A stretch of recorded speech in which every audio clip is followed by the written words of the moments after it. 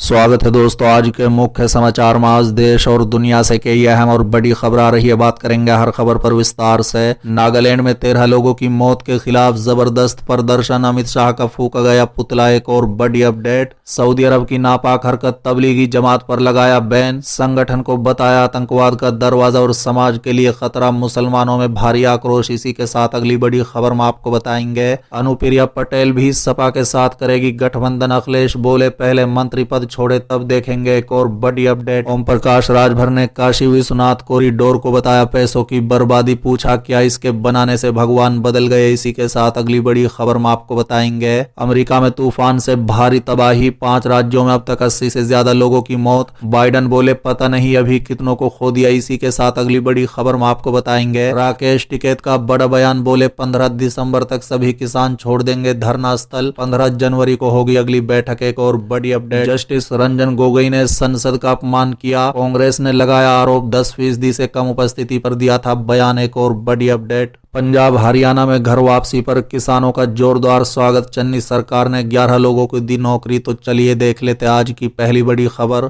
नागालैंड में 13 लोगों की मौत के खिलाफ जबरदस्त प्रदर्शन, अमित शाह का फूका गया पुतला। दरअसल दोस्तों कुछ दिन पहले नागालैंड के मोन जिले में सेना के एक ऑपरेशन में 6 नागरिकों की मौत हो गई थी, जिसके बाद सुरक्षा कर्मियों और स्थानीय लोगों के बीच चली झड़प में 7 और लोग मारे गए थे। बता दें कि एक सैनिक भी मारा गया था। अब इस घटना को लेकर नागालैंड में प्रदर्शन शुरू हो गए हैं। बता दें कि एनडीटीवी में छपी खबर के अनुसार सोम में आज बड़े पैमाने पर विरोध प्रदर्शन हुए, जिनमें उग्र निवासियों ने गृह मंत्री अमित शाह से इस सप्ताह संसद में नागालैंड की घटना पर अपने झूठे और मनगढ़ंत बयान के लिए माफी मांगने की मांग की है। बता दें कि गृह मंत्री अमित शाह और उनके कथित रूप से गलत बयान और केंद्र सरकार के खिलाफ अफस्पा या विशेष बल अधिनियम, जिससे उन्हें डर है कि इसका इस्तेमाल दोषियों को बचाने के लिए होगा, उसे जारी रखने का कारण प्रदर्शनकारियों ने गृह मंत्री अमित शाह का पुतला फूका। चलिए अगली खबर, सऊदी अरब ने की नापाक हरकत, तबलीगी जमात पर लगाया बैन, संगठन को बताया आतंकवाद का दरवाजा और समाज के लिए खतरा, मुसलमानों में भारी आक्रोश। दरअसल दोस्तों सऊदी अरब ने तबलीगी जमात को आतंकवाद के दरवाजों में से एक दरवाजा बताते हुए प्रतिबंध लगा दिया है। बता दें कि सऊदी इस्लामी मामलों के मंत्रालय ने मस्जिदों को शुक्रवार को धर्म प्रदेश के दौरान लोगों को तबलीगी जमात के साथ जुड़ने के खिलाफ चेतावनी देने का निर्देश दिया है। बता दें कि देश के इस्लामी मामलों के मंत्री ने सोशल मीडिया पर सुन्नी इस्लामी संगठन को आतंकवाद के द्वारों में से एक बताते हुए इस पर बैन का ऐलान किया और कहा है कि तबलीगी जमात समाज के लिए खतरा है। चलिए अगली खबर, अनुप्रिया पटेल भी सपा के साथ करेगी गठबंधन, अखिलेश बोले पहले मंत्री पद छोड़े तब देखेंगे। दरअसल दोस्तों उत्तर प्रदेश विधानसभा चुनाव करीब आने के साथ ही जहां वार पलटवार तेज हो रहे हैं, वहीं गठबंधनों को लेकर भी जोर आजमाइश हो रही है। बता दें कि अभी तक सबसे ज्यादा दलों का गठबंधन समाजवादी पार्टी के साथ हो चुका है।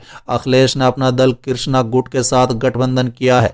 बता दें कि अनुप्रिया पटेल वाले अपना दल से गठबंधन की चर्चा भी हो रही है। इसी को लेकर पूछे गए सवाल पर अखिलेश ने कहा है कि पहले वो केंद्र मंत्री पद छोड़े तब देखेंगे। आपकी जानकारी के लिए बता दें कि अनुप्रिया पटेल फिलहाल मोदी सरकार में राज्य मंत्री हैं। 2014 में सांसद बनने के बाद उन्हें मंत्री बनाया गया था। 2017 में अनुप्रिया पटेल ने भाजपा के साथ गठबंधन कर विधानसभा का चुनाव लड़ा था। बता दें कि 2019 में भी वो भाजपा के साथ लोकसभा चुनाव में उतरी और मिर्जापुर से जीत भी हासिल की, लेकिन मंत्री नहीं बन पाई। बता दें कुछ समय पहले ही अनुप्रिया पटेल को दोबारा मंत्री बनाया गया है। अखिलेश यादव ने शनिवार को प्रेस कॉन्फ्रेंस में कहा है कि महिलाओं को मान और सम्मान के लिए सपा सरकार ने काफी काम किया है। साथ ही अखिलेश यादव ने कहा है कि भाजपा तो सिर्फ फीता काटना जानती है। साल 2022 आने वाला है और भाजपा किसान की आय दुगनी करने का वादा पूरा नहीं कर पाई। साथ ही अखिलेश ने कहा है कि सरकार बनने पर महिला पेंशन की धनराशि दुगनी या 3 गुना बढ़ा दी जाएगी। उन्होंने कहा है कि भाजपा ने चुनाव देखते हुए मार्च तक मुफ्त राशन देने की घोषणा की है, लेकिन अगर समाजवादी सरकार आई तो हम गरीबों को समाजवादी फूड पैकेट देने की योजना लागू करेंगे। जनता ने अब मन बना लिया है, उन्हें अब योगी सरकार नहीं बल्कि योग्य सरकार चाहिए। चलिए अगली खबर, ओम प्रकाश राजभर ने काशी विश्वनाथ कॉरिडोर को बताया पैसों की बर्बादी, पूछा क्या इसके बनने से भगवान बदल गए। दरअसल दोस्तों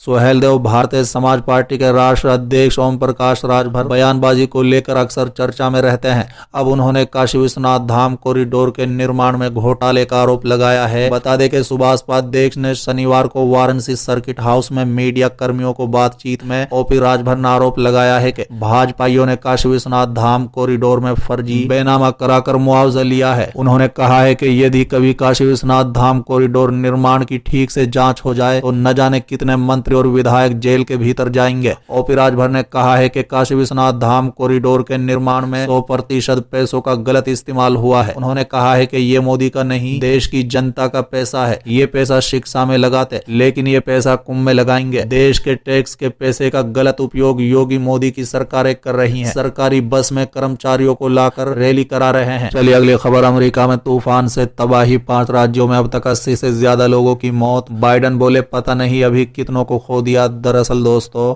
अमेरिका इन दिनों एक बड़ी प्राकृतिक आपदा का सामना कर रहा है। यहाँ के केंट की राज्य में शनिवार शाम को आए भूकंप ने भारी तबाही मचाई। बता दें कि रिपोर्ट्स के मुताबिक ये तूफान अब तक 80 से ज्यादा लोगों की जान ले चुका है। सिर्फ केंट की में ही 70 से ज्यादा लोगों की जान जा चुकी है। वहीं इलिनॉइस में अमेज़न के गोदाम की छत गिर जाने से करीब 6 लोगों की मौत की खबर आ रही है। बता दें कि केंटकी से शुरू हुआ ये तूफान अब तक 5 राज्यों में भारी तबाही मचा चुका है। कई गाड़ियां इस भयंकर तूफान की चपेट में आकर क्षतिग्रस्त हो चुकी हैं।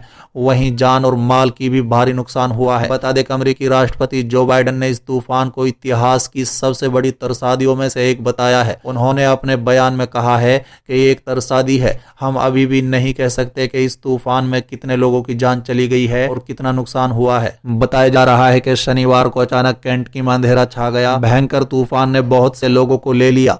इसके बाद से बचाव दल के अधिकारी मलबे में दबे जीवित लोगों की तलाश कर रहे हैं। चलिए अगली खबर। राकेश टिकैत का बड़ा बयान, बोले 15 दिसंबर तक सभी किसान छोड़ देंगे धरना स्थल। 15 जनवरी को होगी अगली बैठक। दरअसल दोस्तों, भारतीय किसान संघ बैक्यू के नेता राकेश टिकैत ने कहा है कि 15 दिसंबर तक सभी किसान धरना स्थल छोड़ देंगे।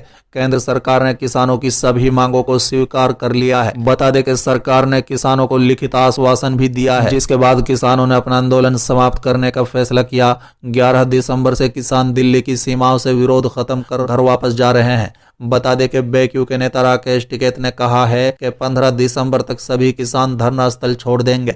बता दें कि स्कैम की अगली बैठक 15 जनवरी को होगी। राकेश टिकैत ने कहा है कि आज मैं हरियाणा, चंडीगढ़ और अमृतसर में 3 दिवसीय कार्यक्रम के लिए जा रहा हूं, ताकि उन क्षेत्रों में विरोध प्रदर्शन समाप्त किया जा सके। वहीं दूसरी ओर किसान आंदोलन का नेतृत्व करने के बाद राकेश टिकैत ने कहा है कि वो महापंचायतों का आयोजन बंद नहीं करेंगे। टिकैत ने शनिवार 11 दिसंबर को संवाददाताओं से कहा है कि हर साल 10 दिवसीय किसान आंदोलन मेला आयोजित किया जाएगा। किसानों के मुद्दे पर चर्चा के लिए समय समय पर महापंचायत आयोजित की जाएंगी। साथ ही राकेश टिकैत ने किसानों के विरोध को उजागर करने में मीडिया द्वारा निभाई गई भूमिका को भी स्वीकार किया है। बता दें कि ये सुझाव दिया है कि ये सरकार पर विवादास्पद कानूनों में से पीछे हटाने के लिए दबाव डालने के लिए भी जिम्मेदार था। कई मांगों में से एक किसान 1 साल से अधिक समय से रख रहे हैं।